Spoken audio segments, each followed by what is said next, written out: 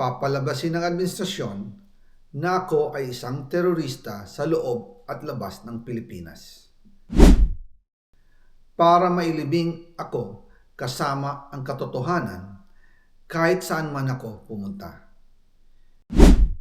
Sinabi na agad sa akin ni Speaker Romualdez na kailangan ko makapag-deliver ng 2 billion pesos kada buwan para sa pagdi-deliver ng male-maletang pera patungo sa bahay ni Speaker.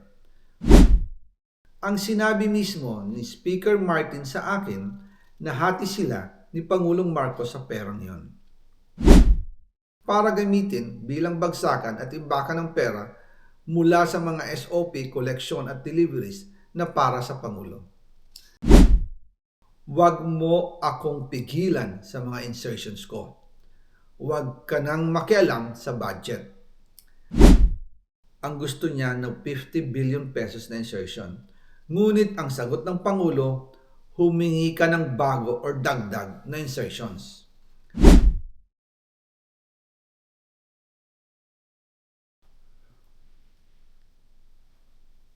Magandang araw po sa inyong lahat.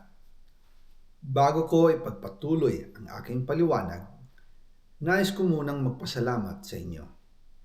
Maraming salamat sa inyong bukas na isipan, sa inyong pasensya, at sa pagtanggap ninyo sa mga impormasyong aking ibinabahagi. Alam kong hindi madali ang mga paksang ito. Mabibigat at mahirap tanggapin. Hindi po ako makauwi dahil malaki ang banta sa buhay ko. Ngayon naman ay meron kaming natanggap na balita. Papalabasin ng administrasyon na ako ay isang terorista sa loob at labas ng Pilipinas. Para mailibing ako kasama ang katotohanan kahit saan man ako pumunta. Pero mahalagang malaman ng taong bayan ang katotohanan. Muli, taos-puso akong nagpapasalamat sa inyong pakikinig.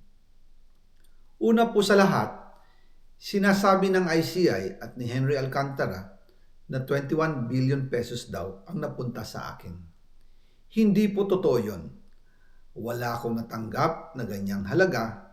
Ang totoo, mula 2022 hanggang 2025, ang kabuuang pera na dumaan sa akin para ibigay kay Pangulong Bongbong Marcos at kay dating Speaker Martin Romualdez ay umabot sa 56 billion pesos at hiwalay pa dyan ang 100 billion pesos insertion ng Pangulo sa 2025 budget.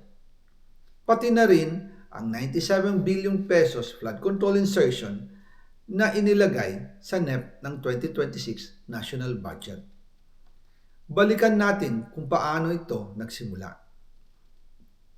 Noong 2022, kakaupo ko pa lang bilang chairman ng House Committee on Appropriations, sinabi na agad sa akin ni Speaker Romualdez na kailangan ko makapag-deliver ng 2 billion pesos kada buwan.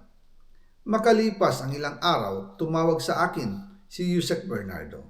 Sabi niya, kailangan ng tulong ng Bulacan sa problema nila sa baha. Pinapunta niya sa opisina ko sa Kongreso si DPWH District Engineer Henry Alcantara. Sa naging meeting namin ni Alcantara, siya mismo ang nag-offer kung paano ang hatian sa mga proyekto ng DPWH. 22% para kay Speaker Romualdez, 2% para kay Yusek Bernardo at 1% para sa kanya. Doon po nagsimula ang tinatawag nilang deliveries. Ang sistema po ay ganito.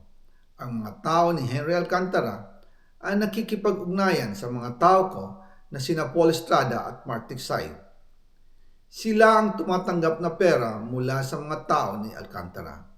Minsan sa bahay ko sa Valle Verde, minsan naman sa BGC parking. Pagkatapos nilang makuha ang pera, sila Mark at Paul naman ang nag-aayos o nakikipag-coordinate sa tauhan ni Speaker Martin Romualdez na si Jocelyn Sereno para sa pagdi-deliver ng male-maletang pera patungo sa bahay ni Speaker. Una, sa North Forbes Park sa McKinley Drive at nang lumipat siya sa number 14 Nara Street, South Forbes Park. Gusto ko pong linawin, hindi ako nakikialam sa mismong proseso ng paghatid. Dumaan lang po sa akin ang pera na agad dinideliver kay Speaker Romualdez. Ako lang po ang nagko-confirm sa text kay Speaker kapag nadala na ang pera sa bahay niya. At lahat ng ito, mula sa unang utos noong 2022 hanggang sa huling delivery noong 2025. Umabot sa mahigit 55 billion pesos plus ang naihatid sa bahay ni dating Speaker Martin Romualdez. Madalas hindi nabubuo ang hinihinging 2 billion pesos bawat buwan ni Speaker, kaya iyan ang final total. Ang sinabi mismo ni Speaker Martin sa akin na hati sila ni Pangulong Marcos sa perang yon. Ang listahan ng mga deliveries na ito, kung kailan, magkano, at saan dinala, ilalabas ko po kasabay ng video na ito. Noong November 2024, habang nasa proseso kami ng pagtatalakay ng budget, nakipag-meeting sa amin ni Speaker Martin si Yusek Jojo Cadiz. Sabi niya, masama raw ang loob ni Pangulong Marcos, wala raw siyang natatanggap na remittance. At dahil laging napapagalitan si Speaker Martin ng Pangulo mula Setyembre hanggang November, inutusan niya ako na mag-deliver ng 1 billion pesos para kay BBM. Ayon pa kay Yusek Jojo, nang ipaalam niya ito sa Pangulo, ang utos sa kanya ng Pangulo ay mag-ingat at siguraduhin si Yusek Jojo lang ang maghahatid. Ang instruction po sa akin ni dating Speaker Martin Romualdez ay dalhin sa number 30 Tamarin Street, South Forbes Park at ibigay kay Yusek Jojo Cadiz dahil ito raw ang drop-off point na malapit sa bahay ng Pangulo. Sinabi rin po sa akin ni Speaker Martin Romualdez na si PBBM ang nag-utos sa kanya na bilhin ang bahay sa number 30 Tamarin Street para gamitin bilang bagsakan at imbakan ng pera mula sa mga SOP, koleksyon at deliveries na para sa Pangulo. Noong December 2, 2024, personal kong i-deliver ang 200 million kay Yusek Jojo Cadiz sa number 30 Tamarin Street, South Forbes Park. Ayon sa kanya, dadalhin daw niya ito sa bahay ng Pangulo sa number 41 Nara Street, South Forbes Park. Kasunod nito, noong December 5, 2024, muli akong nag-deliver ng 800 million sa parehong address at Yusek Jojo Cadiz pa rin ang tumanggap. Sabi niya, iyon naman ay dadalhin sa bagong bahay ng Pangulo sa South Forbes Park.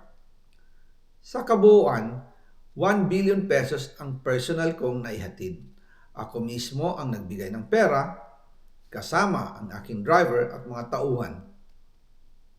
At lahat ito ay base sa direktang utos ni Speaker Martin Romualdez.